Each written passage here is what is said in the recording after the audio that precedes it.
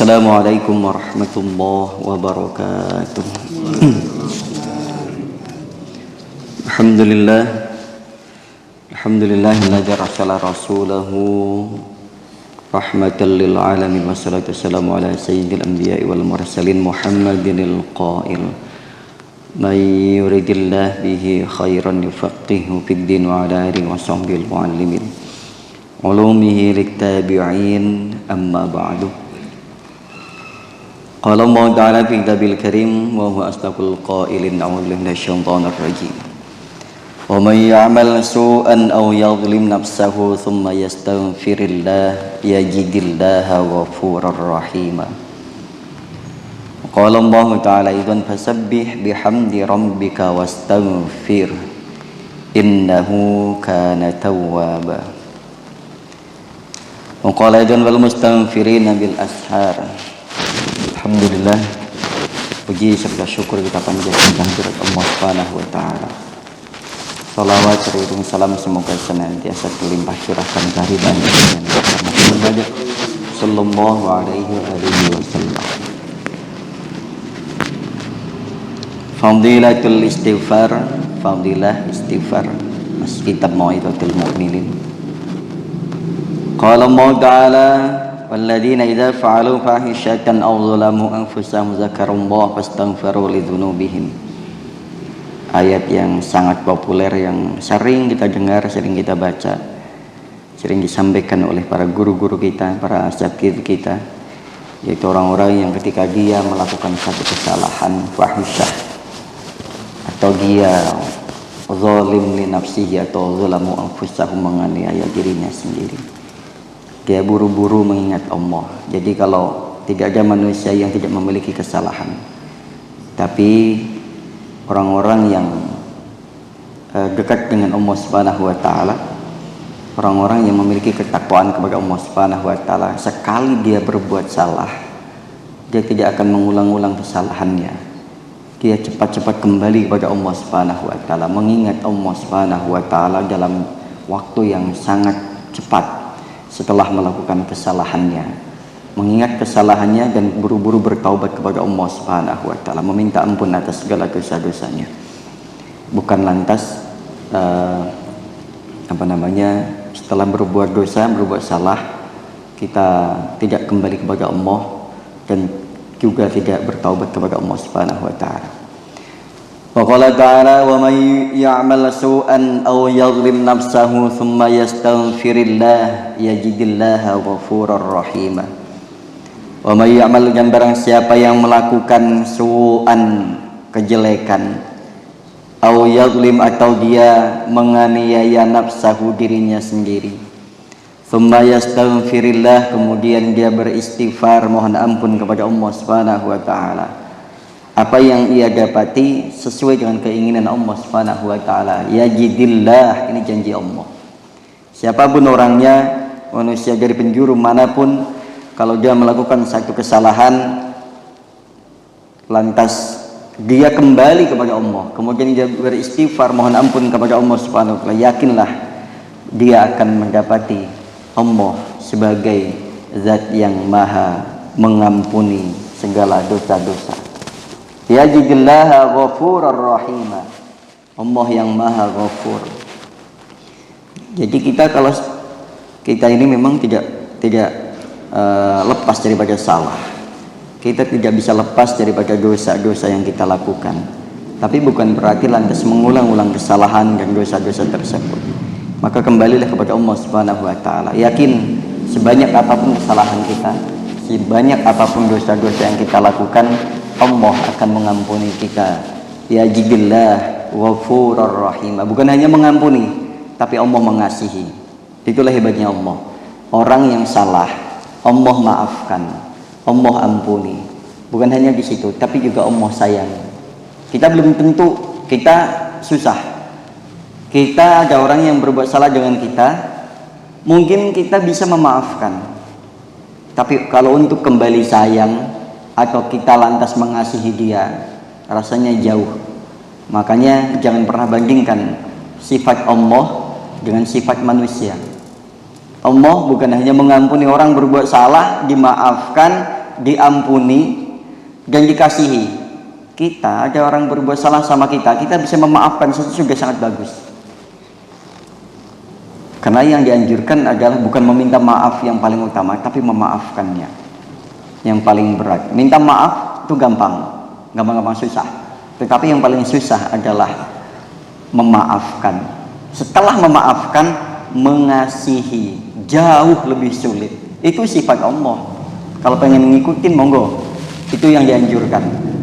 Orang maafkan kesalahan orang-orang yang berbuat salah dengan kita, jangan lantas dijadikan sebagai bahan untuk kita kemudian menjadi alasan untuk kita tidak menyukainya, membencinya. Apa hak kita dengan dia? Wong kita umpama ada anak buah kita misalkan, atau orang yang di bawah tanggungan kita dalam hidupnya, kita pun nggak berhak begitu. Apalagi kita yang tidak berperan apa-apa dalam hidupnya, kok tiba-tiba kita membenci, tidak menyukai, bahkan cenderung untuk tidak, istilahnya kalau dia berbuat salah tidak memaafkan. Enggak.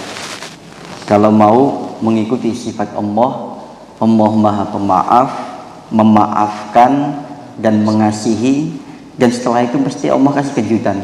Allah akan berikan rezeki. Itu pasti, karena fadilah istighfar salah satunya itu.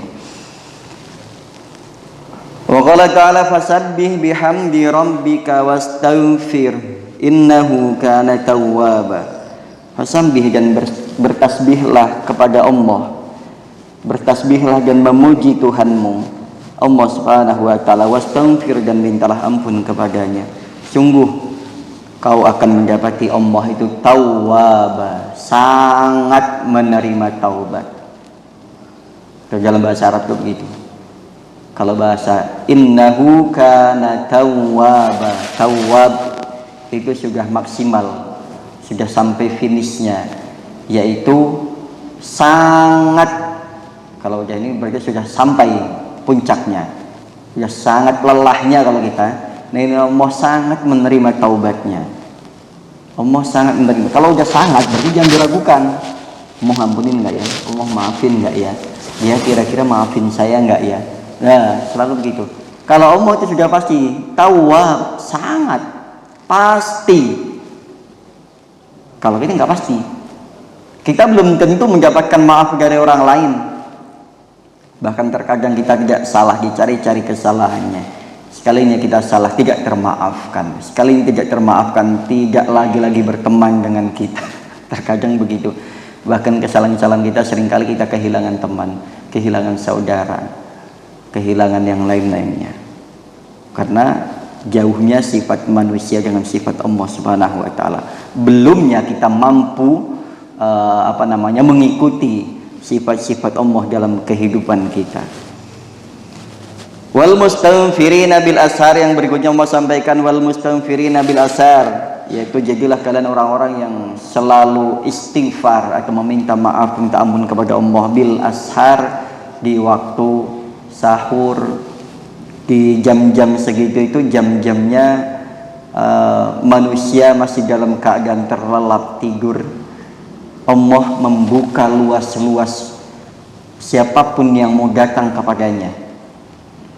Jadi kalau kita mau suatu tempat atau ketemu siapapun, carilah waktu terbaik. Pak, kapan ada waktu? Saya mau ke rumah Bapak, mau silaturahim. Oh boleh, hari libur ya, antara kalau nggak Sabtu Ahad, saya ada di rumah, silakan datang jam berapa saja. Itu artinya kelonggaran. Jangan hari kerja ya, karena saya nggak bisa. Ini kesempatan ini yang Allah berikan di malam-malam itu sampai dengan waktu sahur. Ini tamu jarang yang datang, makanya ketika ada yang datang nggak pakai antrian, langsung. Sekarang kita aja jangankan mau sembako aja antri, mau ke rumah sakit saja antri, betul nggak Pak Haji? Ya, beli bensin antri. Tapi kita kepada Allah Subhanahu wa taala ada jam-jam yang tidak ada antrian khusus, terlebih di waktu-waktu sahur. Wabil asharihum yastaghfirun, dan di waktu sahur jadilah kalian orang-orang yang meminta ampun kepada Allah Subhanahu wa taala. Di waktu-waktu yang jarang datang kita gunakan sebaik mungkin. Wa qala ta'ala kanu qalilan minal laili ma yahja'un wabil asharihum yastaghfirun. Ini beda lagi ya, tadi wal mustaghfirina bil ashar, sekarang Kanu qalilan minal laili ma yahja'un wa bil ashari hum yastaghfirun. Tapi Allah berikan begini. Allah itu maha pemaaf, maha pengampun. Dan setelah maha pengampun, Allah juga maha pengasih. Tapi yang mbok yao kata Allah begini. Kanu qalilan minal laili ma yahja'un. Malam itu jangan penuh tidur nonstop dari ba'da isya sampai dengan subuh. Terlebih sampai lewat subuh. Gunakan sedikit waktu malam itu untuk bertemu dengan saya, berdialog dengan saya, sampaikan hajat-hajatmu. Kanu qalilan, jadilah seperti orang soleh zaman dahulu. Kanu dulu qalilan, sedikit sekali, minal laili, mereka itu sedikit sekali tidur di waktu malam. Ada yang bilang begini, kan bukankah malam itu waktunya untuk beristirahat? Iya, istirahat memang kira sepenuhnya istirahat. Kalau istirahat itu kan insomma, itu paling 1 jam. Masa istirahat dari mulai zuhur sampai asar atau enggak sampai maghrib, namanya bukan istirahat. Jadi betul malam buat istirahat, siangnya buat nyari nafkah. Memang Allah sampaikan begitu. Tetapi bukan berarti istirahat aja full istirahat penuh, enggak ada kegiatan yang dalam rangka mendekatkan diri kita kepada Allah. Ikutilah ulama-ulama zaman dulu, orang-orang soleh zaman dulu. Kanu mereka qalilan minal lail, sedikit sekali dari malam, ma yahja'un, yang digunakan untuk tidur itu sedikit sekali. Dan satu lagi, wabil ashari hum yastaghfir, kebiasaan mereka bangun sudah masuk waktu sahur itu mereka sudah siap, sudah menghadap Allah Subhanahu wa taala, sudah beristighfar. Gunakan waktu luang kita kepada Allah Subhanahu wa taala. Bagaimana sallallahu alaihi wasallam yu'thiru an yaqula subhanaka Allahumma wa bihamdika Allahumma ighfirli innaka antat tawwabur rahim. Rasul sering beristighfar begini. Bagaimana sallallahu alaihi wasallam yu'thiru an yaqula, Rasul itu sering menyampaikan atau berdoa, subhanaka Allahumma, maha suci engkau ya Allah, wa bihamdika, dan maha terpuji engkau ya Allah. Ighfirli, ampunilah kami, ampunilah aku ya Allah. Innaka, sungguhnya engkau, engkau ya Allah, at-tawwabu, maha menerima taubat, ar-rahim, maha pengasih. Selalu beliau bilang begitu. Bilangnya setelah at-tawwab, ar-rahim, digunakanlah 2 nama Allah itu. Kenapa? Allah sangat maha menerima taubat, karena yang dibutuhkan bukan hanya diterima taubatnya saja. Ya udah, saya terima maafnya, tapi kita nggak tahu perasaannya. Dia sudah pulihkah perasaannya kepada kita, sudah tidak lagi sakit hatikah? Makanya Allah itu begitu, bahasanya itu indah. Rasulullah sampaikan, innaka antat tawwab, sesungguhnya engkau ya Allah. Diulang lagi, engkau ya Allah. Orang itu enak kalau disebut namanya 2 kali, itu pertanyaan dia serius. Kita menyebut orang, gimana Pak? 1. Oh iya Pak, gimana yang tadi? Artinya kenapa? Pertanyaan kita serius, membutuhkan jawaban. Kita disebutkan namanya 2 kali, atau hajat kita disebutkan lebih dari sekali, itu artinya kenapa? Hajatnya nggak main-main. Allah disebutkan innaka, engkau ya Allah, sungguh engkau ya Allah. Diulang lagi, engkau ya Allah.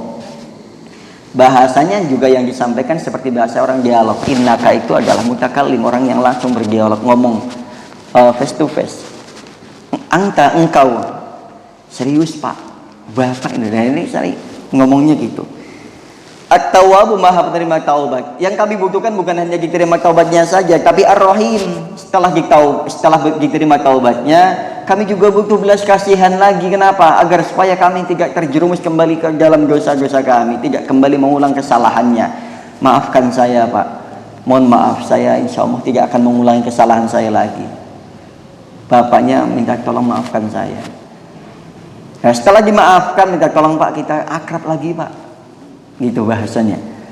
Pak, tolong maafkan saya, kita kembali lagi yuk Pak, kita mulai lagi seperti nol lagi, kita berteman lagi, bertetangga lagi, bertegur sapa lagi, baik di dunia nyata maupun di dunia maya. Nah itu bahasanya begitu. Jadi bukan hanya setelah dimaafkan hilang, enggak. Yang kita butuhkan adalah kembali lagi silaturahim kita Pak.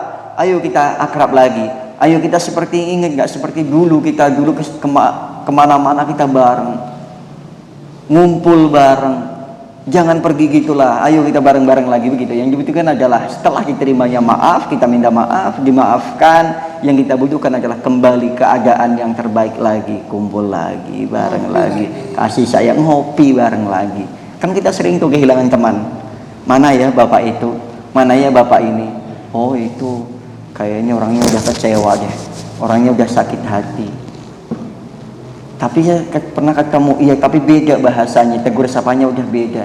Nggak lagi mau ngumpul satu majelis lagi, nggak lagi mau ngumpul satu tongkrongan lagi. Kenapa? Kayaknya sakit hati dia. Ini yang kita butuhkan adalah setelah maaf memaafkan, maka saling asih mengasihi.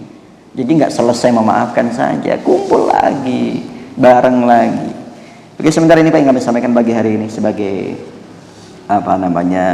penyemangat kita untuk kembali kepada Allah, untuk kembali bertaubat kepada Allah dan mengembalikan sepenuhnya urusan kita kepada Allah Subhanahu wa taala. Dan setelah kita kembalikan, minta tolong sama Allah dikoreksi, yang baik-baiknya kita pertahankan agar tidak mengulangi lagi kesalahan-kesalahan yang pernah kita lakukan. Subhanakallahumma wa bihamdika asyhadu an la ilaha illa anta astaghfiruka wa atubu ilaik. Assalamualaikum warahmatullahi wabarakatuh.